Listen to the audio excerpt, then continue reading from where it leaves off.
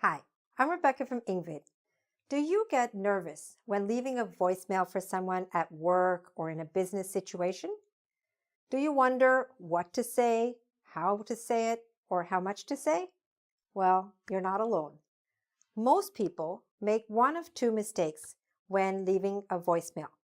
They either say too much, and they go on, and they ramble, and there's no end, or they don't say enough, and they don't leave enough information. So in this lesson, I'm going to show you exactly what you should say and what you should not say. All right? We're going to give you some general guidelines, and then I'm going to actually give you 3 examples at least of full conversations, not conversations, but voicemail messages, so that you can follow that pattern and learn and practice to leave your voicemail. Okay? So let's get started. So first of all, these are some of the things you should not do. And on this side are things you should do. So let's look at these guidelines. Now, this lesson is part of the series of lessons that I have on Speak Like a Manager. So whether you're a manager today or you aspire to be a manager in a work context, this lesson will help you along with several other lessons of this kind. Okay? Just a point for you. All right. So these are some mistakes that people make. Sometimes when leaving a voicemail, they leave no name. That doesn't help. No one knows who to call. Or they leave no number because they think, oh, he knows my number, she knows my number. No, don't do that. Make it easy for the other person. Or the message is left, but it's a very vague message. Hi, this is Rebecca, call me back. Okay, that doesn't really tell the person very much, right? What did I want? No, you have to be more specific. Sometimes people call repeatedly. They make repeated calls, many calls, and leave no message. And today that's a really bad idea because people can see the number that called. And if they see that you called like 5 times and you didn't even leave a message, it's very frustrating. Okay, so don't do that. It's not only frustrating, it's also not professional. So don't do that. Or they have, sometimes people call again and again and they leave many messages. So you can't do that either. You can't leave too many messages for someone. They may be away, they may be at a meeting, they may be at a conference, and you can't fill up their voicemail with just your messages. Okay? All right. Next is sometimes people zoom through their name and number because they know their name and number so well that they say it really fast. But that doesn't help the person who's receiving your call. They need to hear your name and your number, okay? So these were some of the bad practices. Now let's look at the good practices, the best practices. So when you're leaving a voicemail, you want to make sure to leave your first or your first and last name. Now that depends on whether you know the person, you don't know the person. If you know them, you can just say, hi, this is Rebecca. Hi, this is Maria. Hi, this is John, whatever. Or give your full name. Hello, this is John Smith. Okay? We're going to run through the exact conversation, so don't worry. First, we're just establishing some basic guidelines. So you want to leave your first or first and last name. You want to leave your contact information or number, if it's a number, if it's an email, whatever that may be. You want to leave a specific message about why you're calling, okay? You want to call once and leave a message, all right? Don't keep calling. And maybe if you don't hear back from them, okay, you could call a second time, all right? Depends on the situation. Of course, if something is urgent, then that's a different context. But I'm speaking generally. So you could try a little later in the day or after a few hours. Again, leave a second message possibly, but usually not more than that. And if you don't get a reply or a response from that, then you could call once and try another method. You could send an email. You could send message them, right? Text them, right? On your phone. So that's another way. And then make sure to say your name and your number slowly in the beginning and to repeat it, okay? We're going to go through those steps exactly, so don't worry. I'm going to show you exactly how to do it.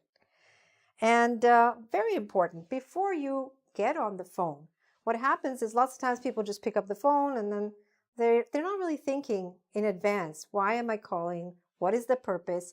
And that wastes the other person's time.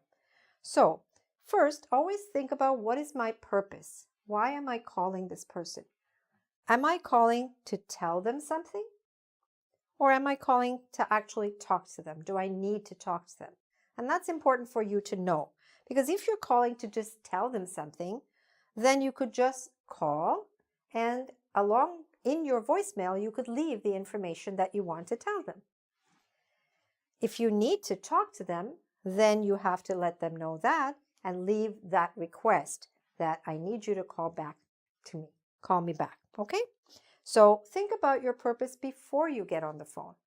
And if you don't feel very confident about your English, you're not sure, then write it out. Write down a few points. Don't write every single word. Usually that people can tell that you're reading something. Doesn't look very professional. But write down the main points so that you don't feel confused. Write down any keywords that you want to use or that you will see in our script, which I'm going to show you next. Okay, here we go. All right, so now let's run through what you would actually say when leaving a voicemail. So there are 5 elements. The first, you have to say who you are, when you called, why you called, what you're calling about, and then repeat some critical information. All right, so let's go through that with an example. So first, this is what you could say.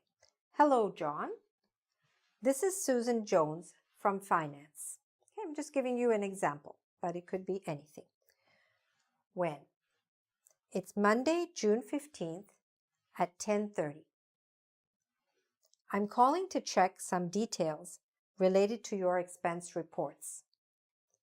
Please call me back at extension 6125. Make sure to enunciate those numbers very clearly. Numbers can be misheard, and then, it's kind of all a waste of time. So you want to make sure to say each number very clearly and separately, okay? And then repeat again, just in case they didn't catch anything. So you could say again, it's Susan Jones at extension 6125. All right? So that is basically it. Those are the steps, and this is the kind of voicemail you should leave for someone in order for them to have all the information that they need in order to call you back, and also to know why you called. All right? And of course, as I said, your reason for calling may be different, and you will have to incorporate that here. But the basic steps are: who are you? When did you call? Why did you call? What do you want the person to do? What action? And then repeat the basic information. So now, to practice that, let's take this example, okay, of someone named Marcel Thomas. So Marcel is leaving a voicemail, and you can say it with me, or you can do it along with me, or you can pause the video, try it out by yourself, and then see whether what I'm saying is the same as what you said, and so on. Okay, there are lots of ways to participate in this one. So I'm going to say it for you, okay, for now. So, hello, John. This is Marcel Thomas from ABC Training. All right, so I told him who I am. When? It's Wednesday, September 26th at 4 p.m. When? I'm calling to check if you are going to attend our seminar in London next month. I'm calling to check if you will be attending our seminar in London next month. All right? Very clearly explained why the person was calling. Please call me back at 672-123-4567. Okay? You see how each number should be said separately. Don't try to combine it in any way. And it should be said like this. If you're giving an area code, usually it's 3 numbers, right? 672, this is the rhythm. 672, 1, 2, 3, 4, 5, 6, 7. Okay, that's where we pause. If your number has that many digits. If it has a different number, then you might say it differently. But what's important is don't try to group the numbers, right? Don't say 12, don't say 45, and then 6, 7. Don't mix it up, okay? Say each number separately and clearly, and that way people won't get confused. If there is a 17 there, but don't say 17, say 1, 7. Because also numbers like 17, 14, if you don't say them clearly enough, can sound like 70 or 40. And then again, you've defeated the purpose because somebody hasn't got the critical information they need to call you back. All right? So the way to practice this is you could take out your phone, practice recording yourself, see how you sound when you leave a message. But the most important thing is perhaps think about what's my purpose for calling, and make sure that you include all of this information.